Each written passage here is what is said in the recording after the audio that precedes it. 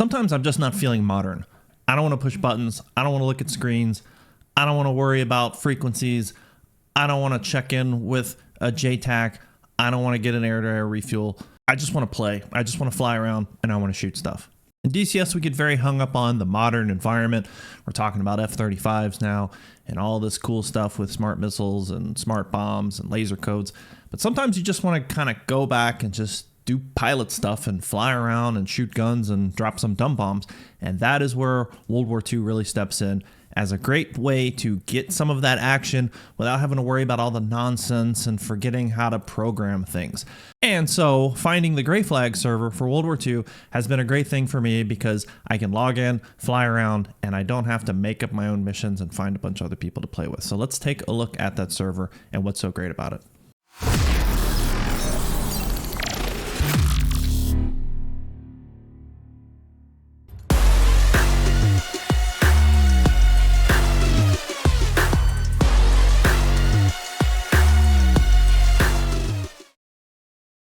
The round one should have some sort of early warning radar. I think I see some vehicles on the west side of that round town.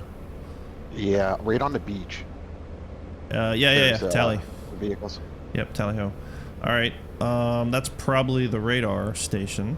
I have had a bit of a hiatus from DCS lately. Just haven't really been enjoying myself, and two, with my real job, I fly a ton, so pretending that I'm at work has not really been all that enjoyable. But I have always enjoyed World War II flying because it's something that you can sort of just jump in and get to, and it's, you know, quote-unquote simple. Of course, flying in World War II was absolutely horrific and a terrible experience, I'm sure, and absolutely terrifying. But to be able to replicate it, it is acknowledged a lot simpler for us as gamers to replicate as opposed to jumping into something more modern. The challenge has always been that World War II in the DCS community has never been on the forefront. I sort of blame ED for that, the way that it's brought products out sort of willy-nilly, not very much focused on the parts that I think people want out of World War II, but nevertheless, it is a good simulation, and there's some great damage model there, there's some great flying, and of course your standard UFO stuff as well. Anyhow, I tried to get some P-47 stuff going with some people, schedules didn't really work out, commitments kind of fell through. But when my friends notified me that Grayflag had just started a server for World War II, I said, who cares? But then they dragged me in there and I flew around, and after messing with it for a little bit, I've come to really enjoy it. It's not super in-depth, but it's in-depth enough that I can log in with a buddy or two and we can find something to do very quickly. It kind of scratches the itch of that casual gamer who just wants to get in and fly. I don't want to get in. I don't want to have to memorize a bunch of stuff. I don't want to have to know a bunch of things on a kneeboard card and various frequencies and all this other mumbo jumbo. I don't have to worry about SAMs. I just jump in and I just go fly. So the Grayflag server, you can find it on your multiplayer server list. Just search for Grayflag, G-R-A-Y, and look for Grayflag. It's based on the Normandy map. As the server starts out, you're going to start in a little pocket there in the Normandy area, basically after the invasion, and you've got all the various World War II planes that you can fly in DCS, and you just expand from there. So various targets will pop up. There'll be these red zones. They'll give you some information that there's something there. You can just pick one or two, go out there, drop bombs, shoot rockets, whatever. If you're an air-to-air guy, that's particularly in the beginning of the campaign, there's a lot of enemy air flying around, so you're going to have to provide some combat air patrol for guys that are working down below you. And if you're a ground attack guy, well, you always need to keep an eye on your 6 because there are going to be other planes flying around. Now, the beauty, but also terribleness of World War II is there's not a lot of frequencies. So particularly I fly the P-47. There's only 4 radio channels in that aircraft. So guys are basically having to communicate either over Discord, which is what I do with my friends, or you're going to have to use these common frequencies. So there's a frequency that's set up for traffic. You can set up traffic advisories, let people know that you're about to land or take off. But then also tactical nets where you can kind of talk to other players and find out where bad guys are at, what kind of stuff is going on. And it lends itself to a lot of coordination. And again, because there's only a couple frequencies, it's very easy to find other people that are talking versus having to dig through a kneeboard and find 9 different frequencies for a different AO and make sure that the right guy is talking to them about the right thing and yada, yada, yada. Now, one criticism I do have of the server, and hopefully something that will change soon, there's a lot of tanks. So there's a lot of German tanks that are sitting on some of these objectives, which it's very difficult to destroy when you're taking off and you've only got 2 or 3 bombs, you've got some rockets, you're not great at dropping the bombs. Sometimes the bombs don't seem to do any damage anyway. So it's just a lot of tanks. You find yourself doing a lot of sorties to go out to the same target. That being said, it does add a little bit of replayability. I'd like to see more soft targets. I'd like to do more strafing with the gun. And frankly, I would like to see a little bit more ground fire. I know that's a dangerous thing to ask for, considering that in DCS, the AI is an incredible marksman.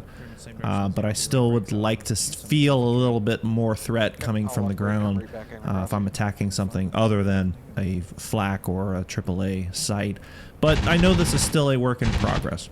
The area of operation is large enough that you are feeling like you're having to travel some distance to do things, but they also create these new respawn points as you go, so you don't have to spend a whole lot of time in transit. You can start off at a base, fly your way up to a target area, drop some bombs, and then go somewhere close and get rearmed and head back into the action. So there's enough variety of distance there that you'll you know, get to do some formation flying with your friends and some coordination, but also not have to wait forever to get into some action.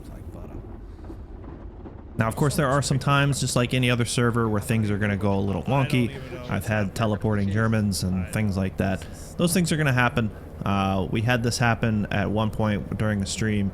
We logged off, did something else for a little bit, came back, and it had fixed itself. So I don't know if they restarted the server or if some sort of glitch had worked itself out. But those things are going to happen. But in general, it's been a very stable server. It might be because generally there's only about 15 people or so on at any given time, anytime that I've been on there. So I'm not sure what it can handle as far as a population. Kind of a quick video. I just wanted to share that kind of experience with you about this server, because again, for me, for someone who likes to dabble in DCS and sometimes goes hardcore and sometimes really pulls back, I do like to just get in and fly. And the World War II aircraft are a lot of fun. There's some interestingness with the damage model and just the way that they fly, and you really just feel like you're doing normal flying as opposed to managing systems, and that's what I enjoy sometimes. It's a little bit of a palate cleanser for me.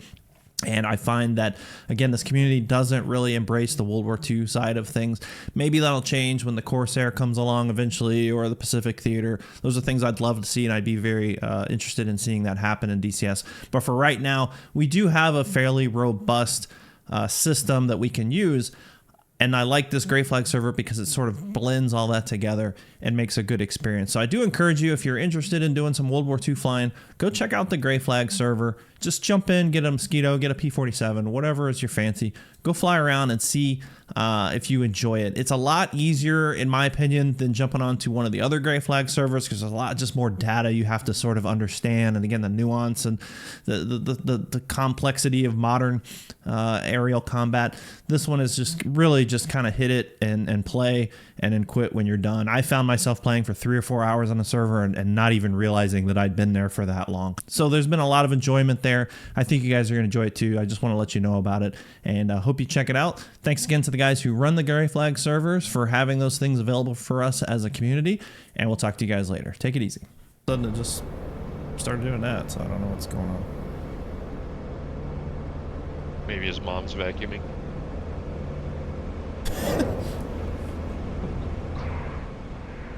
Damn it. No. Oh my god. Fuck me. Whoa.